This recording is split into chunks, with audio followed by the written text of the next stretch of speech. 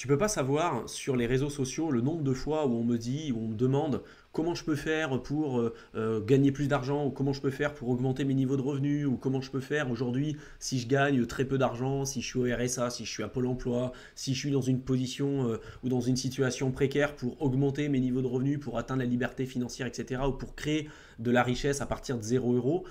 Ça arrive très souvent, presque même quotidiennement aujourd'hui, que ce soit par email ou ailleurs. Donc j'ai décidé de te faire une vidéo, non pas pour te dire forcément c'est comme ça que ça fonctionne, mais tout le travail que je fais sur cette chaîne YouTube depuis le début, ça a pour simple objectif de nourrir ta réflexion sur le sujet lié aux finances personnelles, l'investissement, l'entrepreneuriat, l'indépendance, la liberté financière, pour que tu puisses être en mesure à un moment donné de créer ton propre chemin. Et c'est sûr qu'aujourd'hui, si tu pars avec un revenu qui est plus modeste, voire très faible, et que tu souhaites aujourd'hui le développer, ça va peut-être te demander beaucoup plus d'efforts que quelqu'un qui lui aura eu un niveau de revenu beaucoup plus conséquent, qui utilisera les bons outils, les bonnes approches, les bonnes stratégies pour investir. Mais moi ce que je dis tout le temps, c'est que c'est pas parce qu'aujourd'hui tu pars pas avec les meilleures cartes en main, tu peux pas t'en sortir aussi bien, voire même mieux que quelqu'un qui, elle, aurait toutes les cartes en main et qui, pour le coup, ne ferait pas les efforts nécessaires pour y arriver, ou n'aurait pas les connaissances nécessaires pour y arriver, ou ne passe pas à l'action, etc., etc. Par contre, ce qui est sûr, et c'est ce que je répète souvent sur cette chaîne YouTube, c'est que si aujourd'hui tu es dans une position compliquée, avec des revenus qui ne sont pas forcément stables, si tu es, j'en sais rien, au RSA, à Pôle emploi, ou tu as du mal à boucler les fins de mois, ou tu as du mal à avoir, par exemple, une épargne de sécurité, tu n'as même pas d'épargne de sécurité, tu n'es même pas capable d'avoir de mettre de l'argent de côté, etc., etc., ça sert à rien de penser à la catégorie investissement ou encore plus d'aller sur des actifs ultra risqués sur lesquels un peu ce que je vois en crypto. Hein. Moi, ça fait des années que j'investis en crypto-monnaie. J'ai une chaîne à plus de 107 000 abonnés aujourd'hui. Ça fait presque 7-8 ans maintenant que j'investis en crypto. Donc c'est un domaine que je connais très très bien et ça arrive tous les jours des gens qui me disent voilà j'ai quelques centaines d'euros, je veux devenir millionnaire rapidement, j'ai tant d'argent à gagner au bout de tant de temps, comment je peux gagner de l'argent, il faut vite que j'investisse, etc., etc. Et en fait moi je le dis tout le temps, je répète toujours la même chose. Hein. Si aujourd'hui tu as une situation qui n'est pas stable, ce que tu as besoin c'est pas d'investir, tu ne dois pas rechercher à investir, tu dois rechercher à faire le tri dans ta vie, avoir une situation qui est stable, avec des revenus qui soient réguliers, que tu sois capable d'épargner, que tu sois capable d'avoir une épargne de sécurité, des bonnes connaissances sur le sujet, de l'épargne, de l'investissement, et après tu vas décider de te diversifier, d'aller sur des classes d'actifs, que ce soit la crypto, la bourse, ou ce que tu veux. Mais ça vient après, tu vois. Et on en revient toujours au pilier numéro un, qui est déjà la première chose, c'est de trouver des moyens de gagner de l'argent. Déjà, première source de revenus, une source de revenus qui soit stable. Ça peut être via ton job salarié, ça peut être via l'entrepreneuriat, mais tu sais un petit peu aussi mon point de vue là-dessus. Moi, j'ai fait pendant un certain temps les deux. J'ai fait mon job salarié et l'entrepreneuriat à côté. C'est quand même très dur. Et je pense que c'est l'un des chemins les plus intéressants de fonctionner de cette manière-là parce qu'il y a beaucoup de gens qui idéalisent aussi le domaine entrepreneurial en pensant que c'est toujours tout rose, tout vert et que ce sera toujours génial et qu'on peut vivre de notre passion. Alors ça, c'est sur le papier. Dans la réalité, l'entrepreneuriat, c'est quand même quelque chose d'extrêmement dur et on ne peut pas prévoir non plus énormément ce qui va se passer. L'avantage d'être dans ton job salarié et en plus de ça de développer une activité entrepreneuriale à côté, c'est que tu peux avoir accès à la sécurité de ton job salarié et à la régularité des revenus de ton job salarié et également aussi te laisser le temps et l'énergie nécessaire si tu te donnes les moyens de le faire, de développer une activité en parallèle et de pouvoir avoir éventuellement tes premiers clients, tes premiers revenus. Et dès que ça marche, ce qui a été mon cas à un moment donné, quand ça a surpassé très largement les revenus que je gagnais via mon job salarié, j'ai quitté mon job salarié, j'ai énormément investi, etc., etc.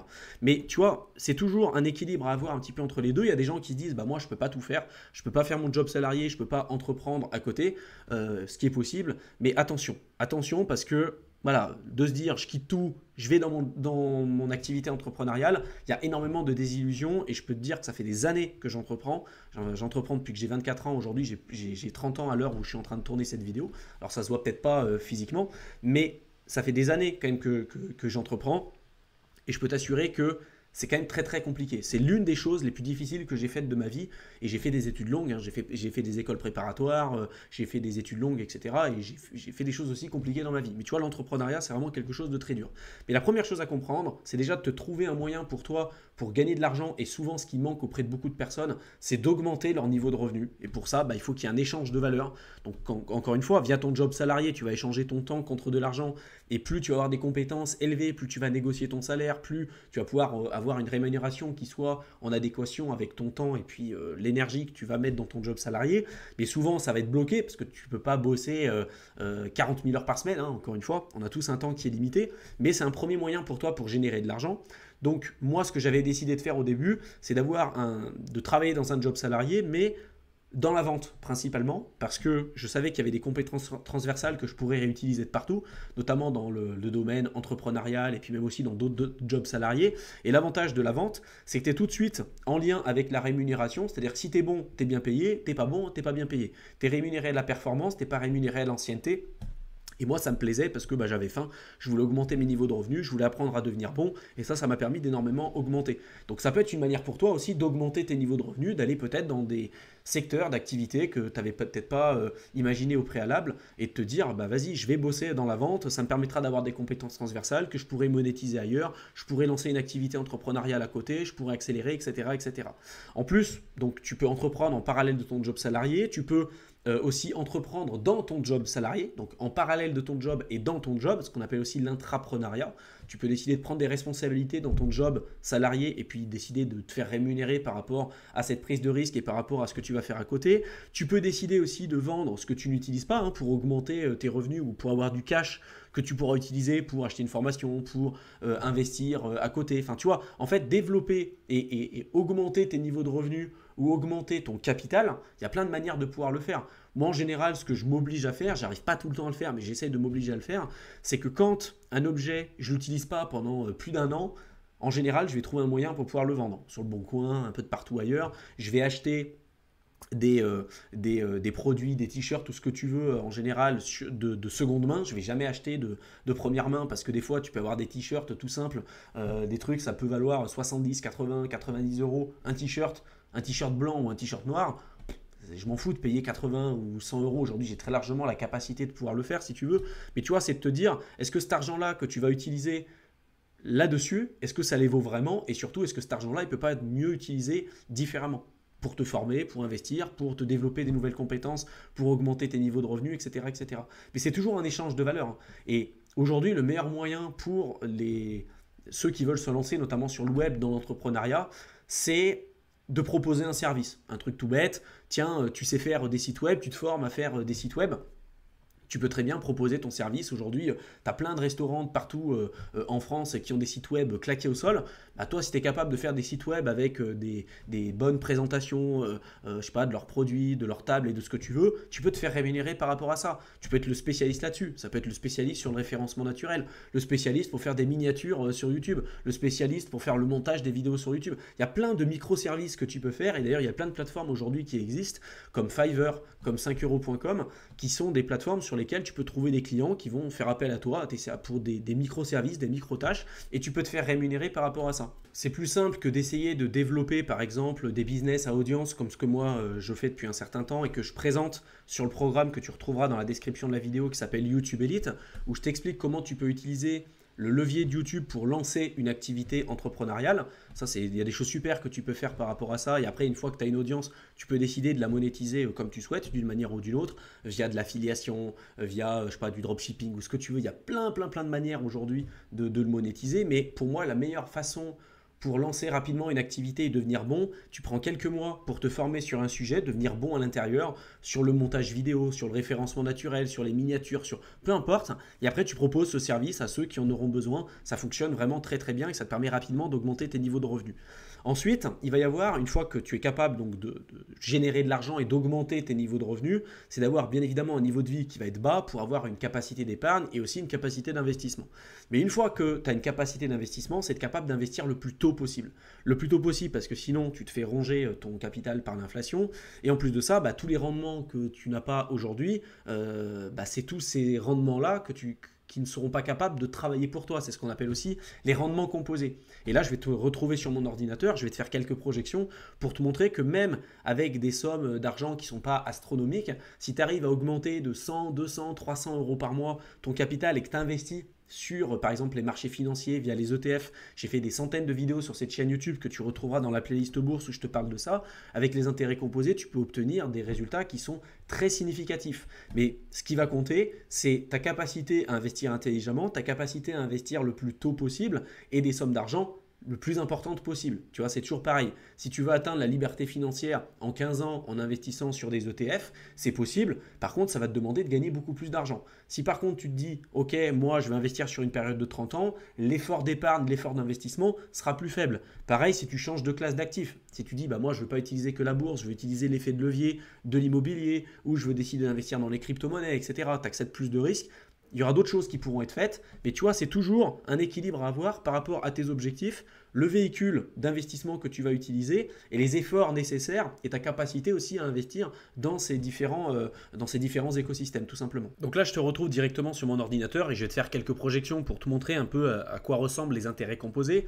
Donc, je te mettrai le lien pareil du site dans la barre d'infos si tu as envie de le retrouver. Mais tu vois, admettons que tu commences avec un capital, par exemple, de 1000 euros et que tu décides d'investir, on va dire, une fois par mois, on va le mettre ici, une fois par mois, et que tu décides d'investir, par exemple, 200 euros tous les mois. En général, sur les marchés financiers, alors c'est des rendements bruts, je ne retranche pas l'inflation, je ne retranche pas la fiscalité, c'est juste pour te montrer des exemples. Après, tu pourras faire les calculs par rapport à ta situation personnelle. Mais tu vois, admettons, en bourse, si tu regardes les performances historiques, et on considère que des très bonnes performances en bourse, c'est à peu près 10%. Mais si on se dit, allez, on va voir un petit peu à la baisse, par exemple 8% de rendement en bourse sur une période de 30 ans, 40 ans, c'est des rendements qui sont très largement atteignables. Les calculs des intérêts, on va le calculer une fois par année. Et puis l'horizon de placement, tu vas voir, on va s'amuser à bouger un petit peu le curseur. Donc là, on part de quelqu'un qui investit sur des ETF, par exemple, qui investit 200 euros par mois et qui a commencé avec un capital de 1000 euros. Il va décider d'investir. Là, ça veut dire que sur une période de 30 ans, les intérêts qui ont été générés par son capital, c'est l'équivalent de 218 772 euros. Et le montant total de son portefeuille, donc le montant des intérêts plus ce qui a été investi, c'est 291 772 euros. Donc en fait, tu vois, il y a quand même un peu moins, il y a, je sais pas, 80 000 euros à peu près qui ont été investis sur une période de 30 ans, en comptant les 1000 euros qui ont été investis au début, plus les 100 euros qui ont été investis chaque mois. Mais tu vois qu'en fait, avec une petite somme, tu peux les transformer en une somme substantielle. Et c'est pour ça que je te parle d'avoir un niveau de vie qui va être bas, le fait d'investir, le fait d'apprendre à gagner plus d'argent, le fait d'investir intelligemment, etc. Parce que si tu fais varier ça, c'est-à-dire que tu fais varier cette durée d'investissement, si est là, au lieu d'investir sur 30 ans, je ne change rien du tout, j'investis sur 40 ans. Alors on est d'accord, 40 ans c'est énorme, et ton objectif c'est peut-être pas d'investir sur 40 ans, mais c'est juste un exemple. Bah là, la même somme, elle s'est transformée en 665 000 euros, tu vois, c'est juste gigantesque. Si par contre tu te dis, bah moi je veux investir sur une période de 15 ans, par exemple, et je veux avoir la liberté financière sur 15 ans, je vais être capable de prendre un peu plus de risques. Donc je vais investir dans les crypto-monnaies, je vais investir en bourse, je vais investir un peu de partout, je vais prendre éventuellement un peu plus de risques. Donc on va dire que je vais passer à 10% de rendement. Et au lieu d'investir 1000 euros au début, bah, je vais investir par exemple 10 000 euros. Et au lieu d'investir 200 euros tous les mois, je vais investir 400. Tu vois, c'est des sommes qui sont plausibles. Tu vois, c'est pas les trucs où je te dis tu investis 40 000 euros par mois ou 50 000 euros par mois. Là, tu es 10 000 balles, 40 000 euros, 400 euros tous les mois, 10% annualisé sur une période de 15 ans.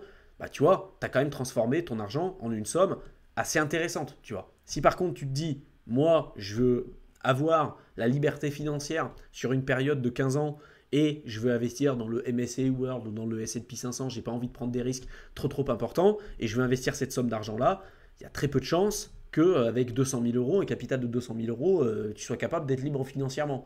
Ou alors, il faut vraiment vivre comme un Amish, quoi. C'est pour ça que c'est super important de se rendre compte un petit peu des intérêts composés. Et en fait, c'est pour ça que je te prends la tête aussi sur cette chaîne YouTube pour te faire comprendre qu'il faut vraiment que tu investisses le plus tôt possible et des sommes d'argent importantes sur une durée la plus longue possible, parce que l'effort d'épargne, l'effort d'investissement sera plus faible parce que tu auras les intérêts composés qui vont fonctionner au fur et à mesure du temps pour toi. Tu vois, tu te souviens les exemples que je t'ai donnés tout à l'heure sur une période de 30 ans, là j'ai mis 10 000 euros au lieu de 1000 euros et j'ai mis, au lieu de 100 euros, j'ai mis 400 euros, on va mettre sur une période de 30 ans, du coup, donc le double, tu vois, tu es presque un capital d'1 million d'euros, tu vois.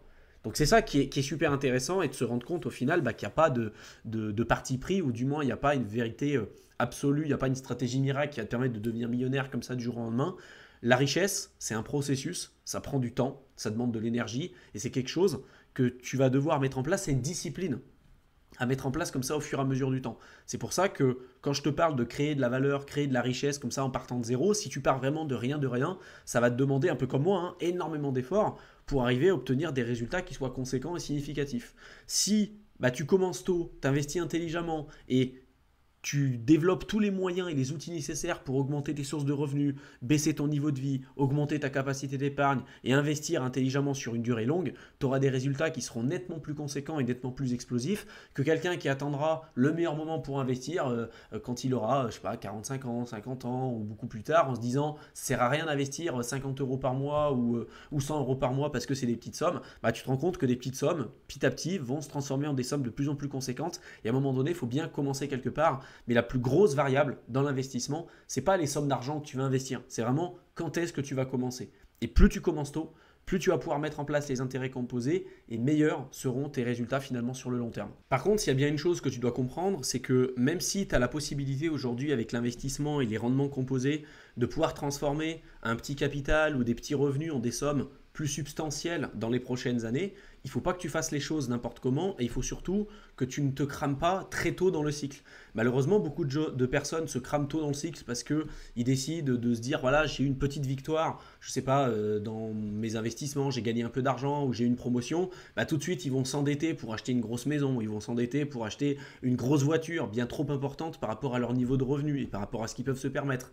Et encore une fois, ce sera toi qui seras juge de ce que tu veux faire. Mais tout l'argent que tu mettras dans autre chose que des vrais investissements, bah, au final, c'est de l'argent qui ne pourra pas être en mesure de travailler pour toi et qui te ralentira pour atteindre ton indépendance, ta liberté financière ou ce que tu veux.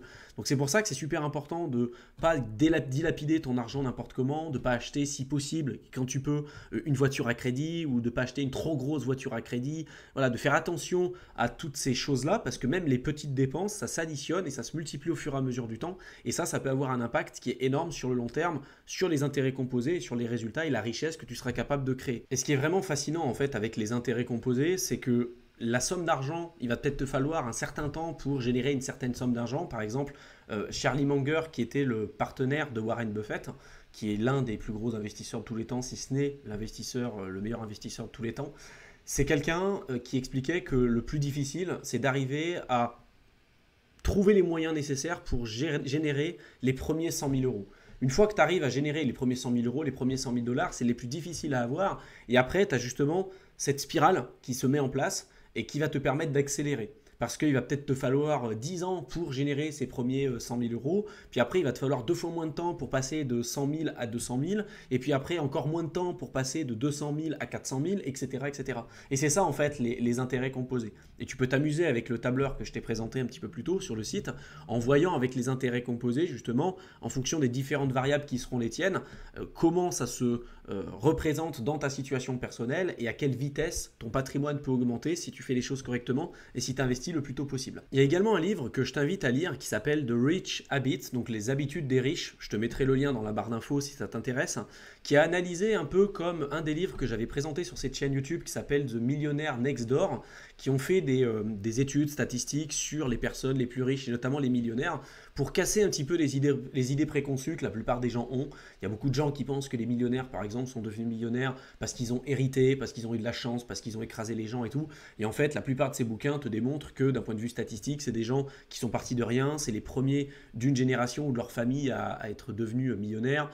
C'est des personnes qui se sont créées d'une certaine manière toutes seules, c'est des gens qui sont frugales, c'est des gens qui font très attention à leur argent, c'est pas des gens qui ont souvent des signes extérieurs de richesse comme des grosses voitures, des grosses maisons, etc. Et souvent, ceux qui braillent le plus, ceux qui disent je suis riche, je suis riche, je suis riche, c'est souvent des gens qui sont finalement pas si riches que ça. Et que tu prends des gens comme Mark Zuckerberg, Bill Gates ou ce que tu veux, c'est pas des gens que tu verras dans des grosses voitures, dans des trucs de fou, souvent même dans des interviews ou ce que tu veux. Pourtant, c'est des gens qui sont multimilliardaires parce qu'au final, ils ont rien à prouver. En fait, tu as des gens sur Internet qui vont avoir tendance à te montrer plein de signes extérieurs de richesse. Regardez, vous devez me faire confiance parce que j'ai une grosse voiture, j'ai une grosse maison, j'ai tout un tas de choses. Et au final, tu te rends compte qu'au-delà de ça, c'est des gens souvent qui vivent bien au-dessus de leurs moyens. Et ce qui t'explique pas, c'est que souvent la villa elle est louée, la voiture leur appartient pas parce que pareil, ils l'ont pris en leasing. Et voilà, ça a toujours pour objectif de te vendre des saloperies qui servent à rien. Aujourd'hui, j'aurais la capacité à titre personnel de flexer aussi ce qu'on appelle sur Internet, flexer, te montrer des signes extérieurs de richesse. Mais j'ai pas envie qu'on me connaisse et de te faire suivre et que tu m'écoutes parce que je te montrerai ces signes extérieurs de richesse. Peut-être qu'à un moment donné, je le ferai parce que il y a des gens aussi qui en auront éventuellement besoin.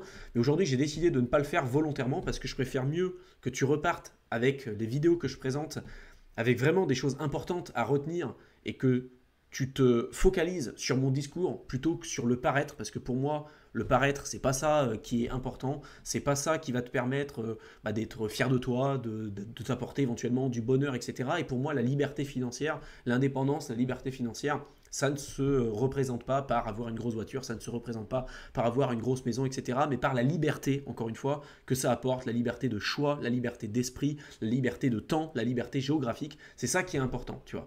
Et je pense que je t'en parlerai, je pense, dans une autre vidéo, mais c'est vraiment ce qui est représenté dans ces bouquins et ce qu'ils expliquent, notamment dans Rich Habit, c'est que la grosse partie des millionnaires, c'est souvent des personnes qui ont plusieurs sources de revenus. Donc quand même, pour en revenir aussi dans le sujet de cette vidéo, une fois que tu arrives à développer une première source de revenus, tu vas essayer d'en développer une deuxième, par exemple via l'entrepreneuriat, via également aussi l'investissement, puis tu vas en créer d'autres. Et ce qu'ils expliquent dans ce bouquin, c'est qu'il y a 65% des millionnaires qui ont été interrogés dans cette étude, dans ce bouquin, qui avaient 3 sources de revenus différentes. Il y en avait 45% qui avaient au moins 4 sources de revenus différentes et 29% qui avaient au moins 5 sources différentes. Alors forcément, dans les statistiques, ceux qui ont 5 sources de revenus se retrouvent dans ceux qui en ont 4 et ceux qui en ont 3. Mais tu vois, en fait, globalement, tu te rends compte que ceux qui sont riches et qui continuent de rester riches aussi, d'une certaine manière, ont plusieurs sources de revenus. Et moi, c'est mon cas. Aujourd'hui, avec les revenus sur Internet, les investissements, ce que je fais à côté, avec le business en ligne et tout, je dois avoir je crois que j'en ai 15 ou 16 de revenus différents. Alors, tous ne sont pas ultra importants. Il y a forcément des sources de revenus qui sont plus importantes que d'autres.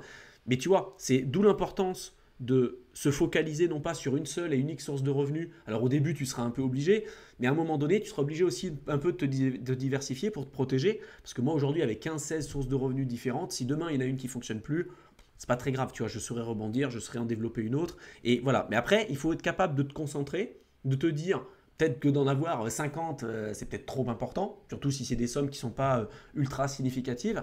Mais tu peux, avec Internet, le levier entrepreneurial, le levier aussi lié à l'investissement et tout, tu peux être capable de développer plusieurs sources de revenus via des revenus actifs ou passifs.